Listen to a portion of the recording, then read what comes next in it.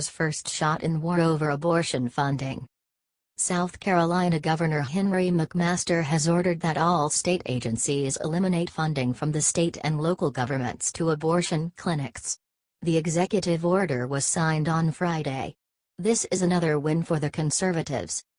The order directs state agencies to cease providing funds, whether via grant, contract, state-administered federal funds or any other form, to any abortion clinic.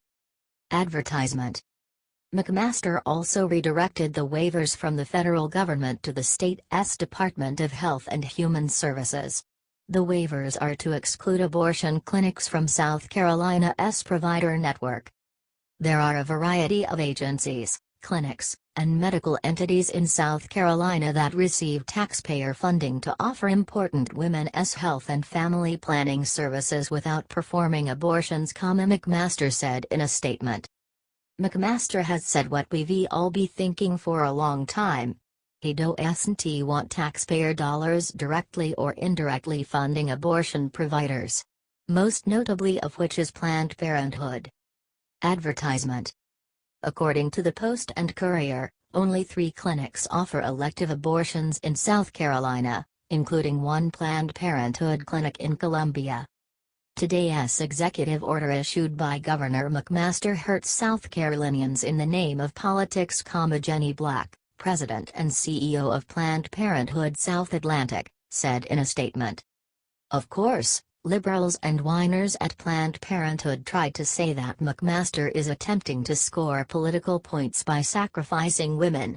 They keep pushing the wide range of healthcare services that they provide their complicit murderers.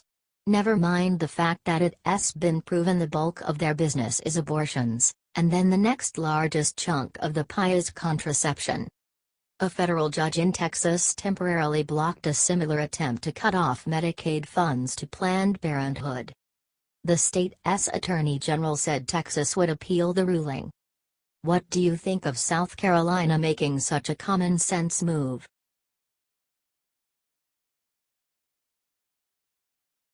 Breaking: Trump makes military stronger by officially signing new ban. President Trump finally did it. He finally made it official. On Friday, the president signed a presidential memo that directed that the Department of Defense to stop accepting transgender people who are trying to enroll in the U.S. Armed Forces. The memo details Trump's previous Twitter announcement last month that he would re-implement a ban on transgender people serving in the U.S. military, and officially requests the Pentagon begin to implement the ban. Advertisement. This will strengthen the military in 2 ways. It makes sure that everyone in the possibly affected units is safe, as well as the potential enlisted transgender individuals. Also, it saves the military some money. Granted, it's not the biggest amount of money ever recorded, but it certainly makes sense.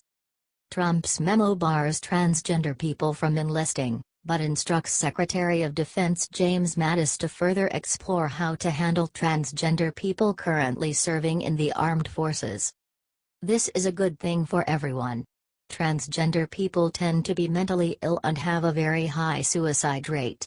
That is not something someone needs in his or her battalion while on the front lines in a war. Advertisement. War is stressful enough without people who already have mental issues and serious confusion on the brain. This takes into account the safety of the unit and the mental health of the transgender individual. The memo also orders the Pentagon to stop paying for gender reassignment surgeries, except in cases that are already in progress. It also requests that the Pentagon develop an implementation plan for the ban by March 23, 2018. The U.S. government should have never been paying for these surgeries anyway. It's nearly impossible to get essential surgery while in the military, but these reassignment surgeries were easy to come by. Trump is fixing years of Obama's mess one step at a time. Fixing the military is of utmost importance. What do you think?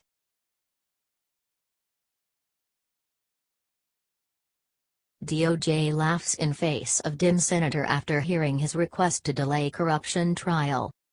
Senator Menendez is a snake. He is a corrupt obstructionist and he has his trial scheduled for September 2.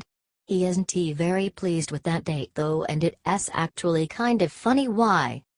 Apparently his defense team submitted a request to the judge to reschedule the trial. The audacious request is bad enough, but the reason is even worse.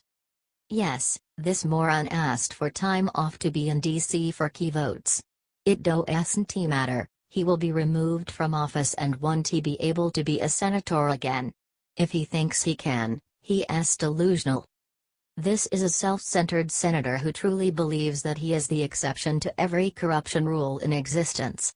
He actually believes that he can get a later court date because of voters? Really?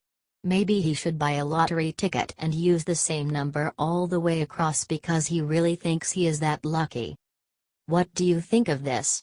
Should Menendez get a freaking clue? He's legitimately one of the dumbest people to ever serve in the U.S. Senate. Share this story and make sure he is properly shamed for being such a corrupt drain on the taxpayers.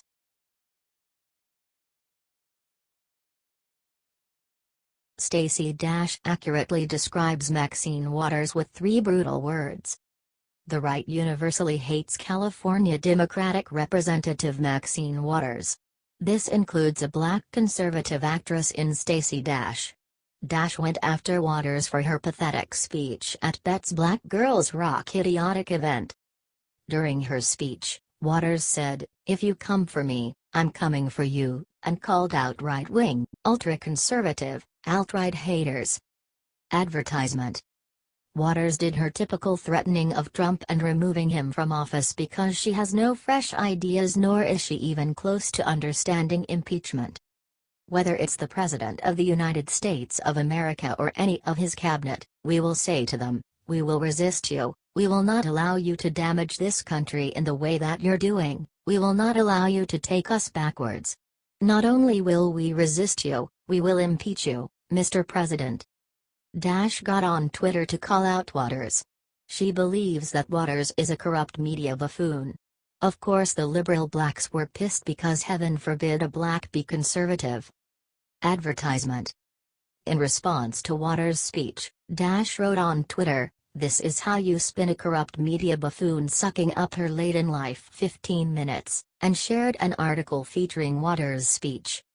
Stacey was then questioned on her blackness because that is the best those losers can come up with because they can't think for themselves. Apparently addressing commenters in her Twitter feed, hours later tweeted, "Calls for me to be black, act black or rejoin the black race are endemic of people blinded by the left strategy of self-segregation. No, according to some illiterate Twitter users, she shouldn't be black anymore. Guess she better catch vitiligo or take pills to kill her pigment." What do you think of all of this? Is right about Waters?